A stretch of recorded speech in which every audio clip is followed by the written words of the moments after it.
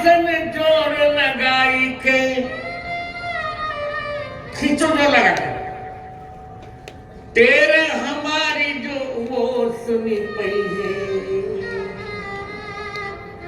और भौजी की गोदी में हुई है तब भौजी माने भाभी भाभी की गोद में होंगे तो भी आ जाएंगे भौजी की गोदी में हुई है तब विश्वास हमें हरि नाही भुलई है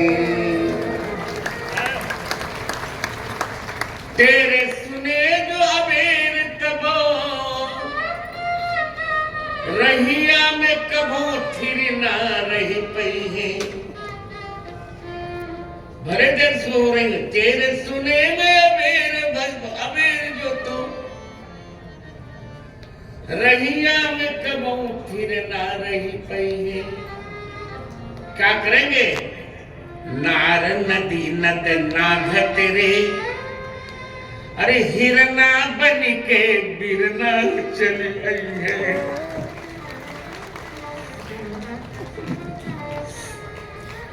नाद नार नदी नद नाघ तेरे हिरना बन के बिरना चली बिरना हमारे यहाँ भाई कहते गुजराती में वीर कहते हैं भाई को बिरना कहते मेरे प्रभु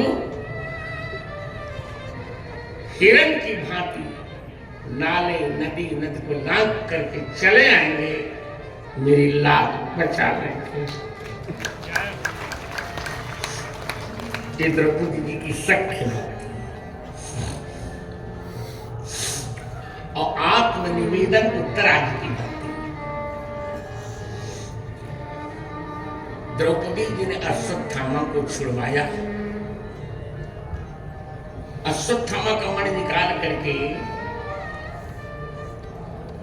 अर्जुन ने उसे निकाल दिया शिविर से ले लिया मणि अब अश्वत्थामा को और क्रोध आ गया दुष्ट था यज्ञोपवीतम छिन्नत बेणी संहार में लिखा उसने अपना जनेऊ तोड़ दिया था दुष्ट ब्राह्मण जनेऊ भी तोड़ यज्ञोपवीत भी तोड़ दिया है प्रेत जैसा उसने कहा कन्हैया जी जो सोता है उसको मैं मार डालता हूं पांचों पांडवों के बेटों को मैंने मार डाला वो सो रहे थे अब उत्तरा के गर्भ में एक बालक सो रहा है उसको भी मैं मार डालूंगा उत्तरा इस इतिहास में सबसे छोटी महिला है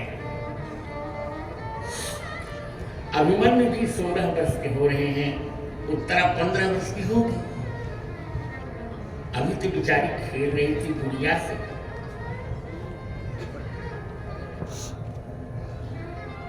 अर्जुन उनको संगीत सिखा रहे थे अज्ञातवास में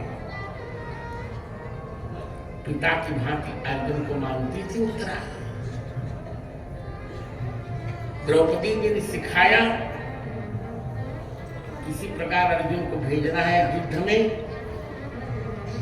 13 वर्ष पूरे हो गए तो उत्तरा से कहा तो जाकर अर्जुन से बृहन्नला उन्होंने अपना छिपा के नाम बृहन्नला रख दिया था कहा दो बृहन्नला से कि मेरी गुड़िया के वस्त्र गंदे हो गए हैं जाय पार्थ सन रुदन करी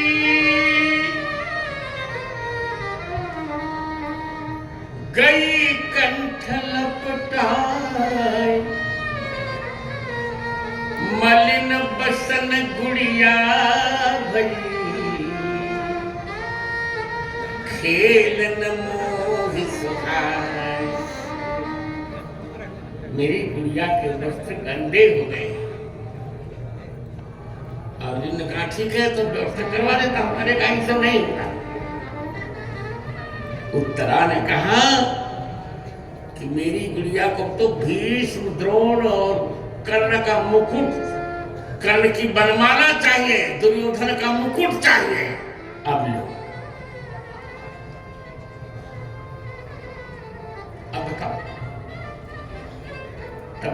धीरे से द्रौपदी ने कहा कि 13 वर्ष पूरे हो गए, जाइए ना, हमारे ससुरों को जो कुछ होगा हो गए।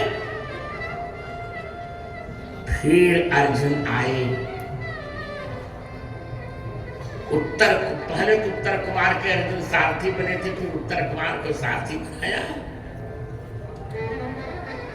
और उस युद्ध में सारे कौरवों को हराया अकेले अर्जुन ने। सोचिए, अर्जुन आ रहे थे विराट पर्व में,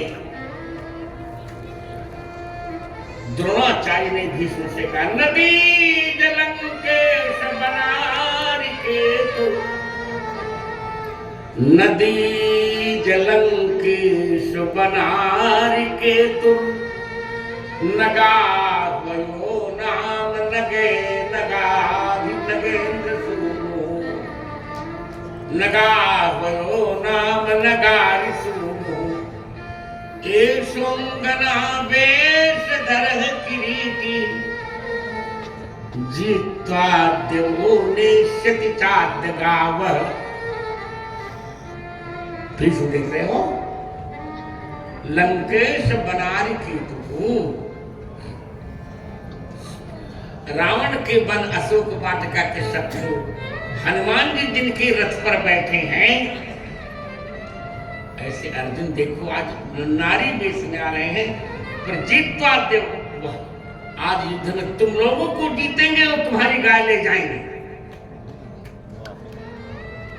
और वही हुआ, पूरी सेना को अर्जुन ने हराया और मोहनास्त्र का प्रयोग किया, सब मूर्छित हो गए। उत्तर कुमार से कहा, जाओ सबके मुकुट माला सब ले आओ, सबको नंगा कर दो, जो कुछ होगा होगा,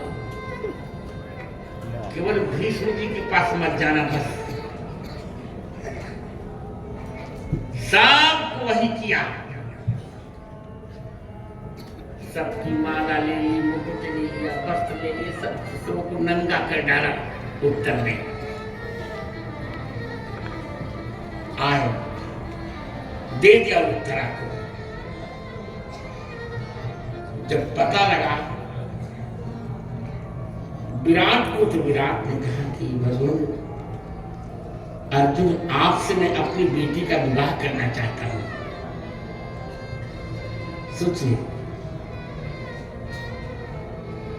चरित्र देखे अर्जुन का, तभी तो गीता सुन पाए अर्जुन। श्री अर्जुन का चरित्र देखिए। और टीकाकार गीता को अर्जुन बोला, इसकी गुजराती होगी अर्जुन बोल्यो, ये मैं, श्री अर्जुन बोलिया।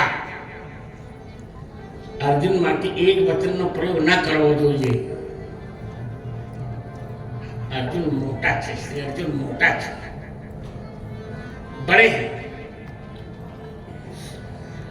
जब उन्होंने कहा कि मेरी बेटी से मैं अपनी बेटी से आपका विवाह करूंगा, कलाकार को कितना चारित्रिक होना चाहिए, जो चरित्रहीन कभी कलाकार हो नहीं सकता।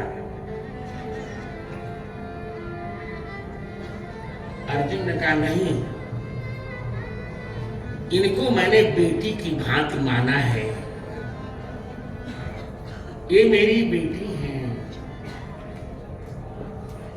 अतः मैं इनका विवाह अपने बेटे अभिमन्यु के साथ करवाऊंगा।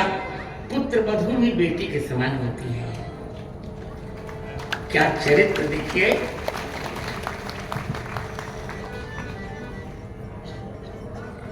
उत्तरा जी का विवाह अभिमन्यु के साथ करवा दिया गया।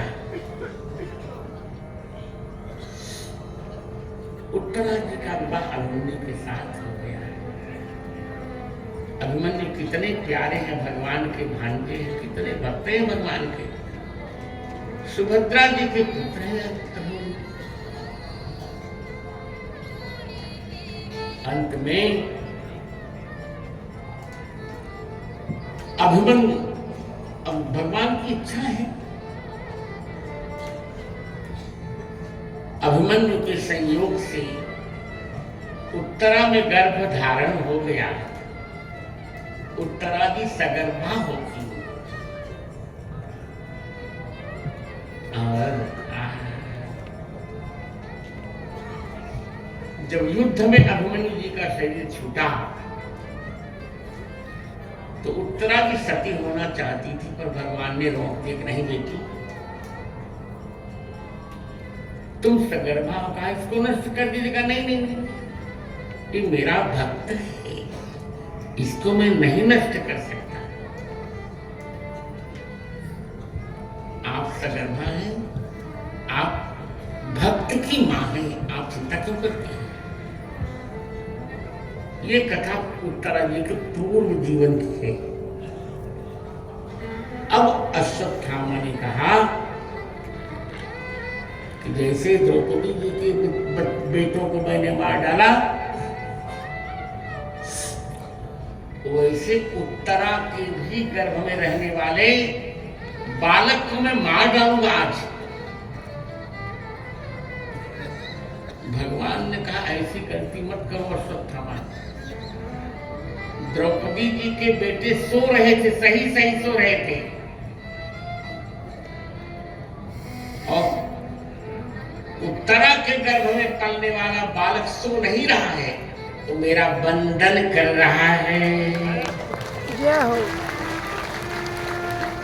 उसको तुम नहीं मार सकते, उसको तुम नहीं मार सकते। अश्वत्थामा ने कहा मैं मारूंगा। भगवान ने कहा ठीक है, तुम मारोगे तो उसको बचाऊंगा, देखता हूं आज किसका पुल सफल होता है।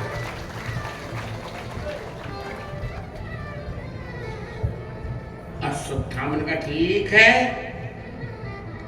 अश्वत्थामा एक साथ, बहुत सुंदर कथा है भागवत जी की यहाँ की। अश्वत्थामा ने एक साथ 6 लोगों पर ब्रह्मास्त्र का प्रयोग किया। 5 पांडवों पर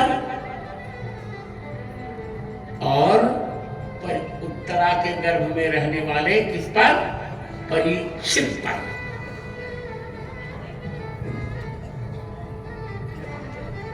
हरि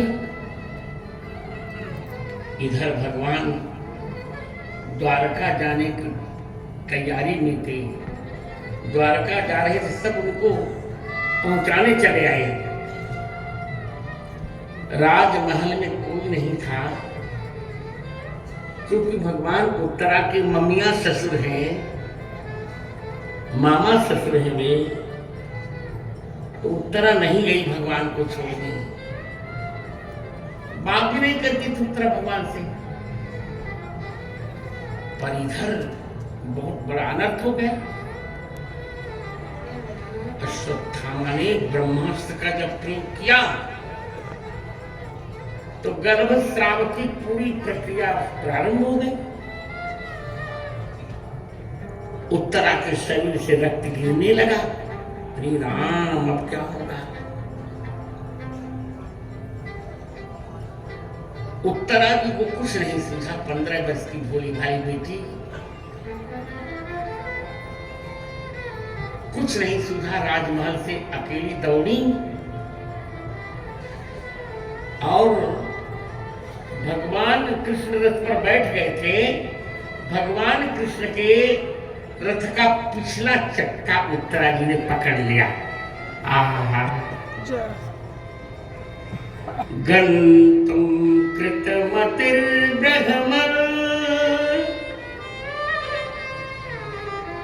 द्वारकां रथमास्थितः उपलेभे विधावन्ति उत्तरां भयविह्वलाम्।